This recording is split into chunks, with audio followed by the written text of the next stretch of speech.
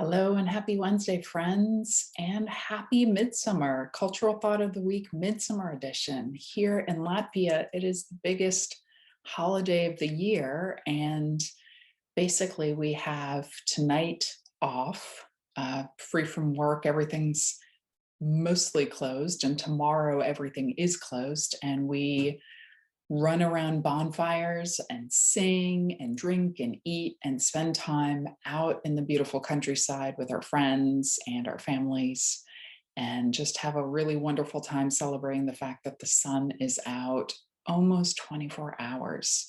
So we celebrate until the sun goes down, and then we have to keep on celebrating until it comes back up again. Because if you fall asleep on Midsummer, you will sleep the rest of the year. So there are a lot of traditions, or what would you call them?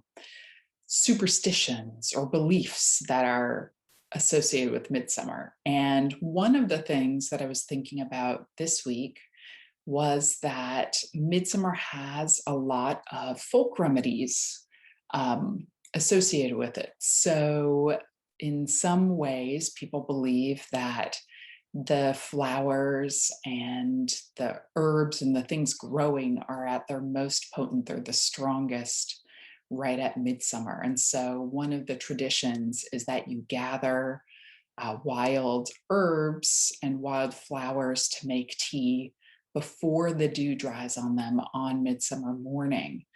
And it made me think even more about what are those passed down folk remedies that we have in our cultures.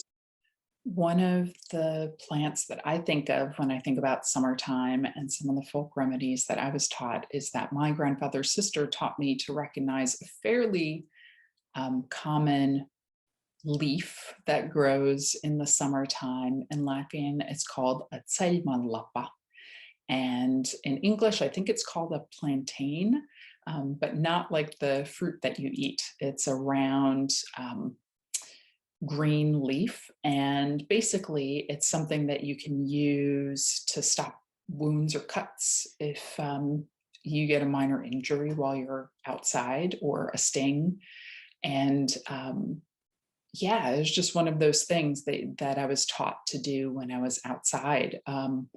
One that I learned in the United States was when I lived in the southern United States. There's this beautiful flower called a jewelweed, and it grows near water, and it has these beautiful, small, bright flowers. I think the ones that I remember were orange. And if you put the leaves of the flower underneath the water, they kind of shimmer.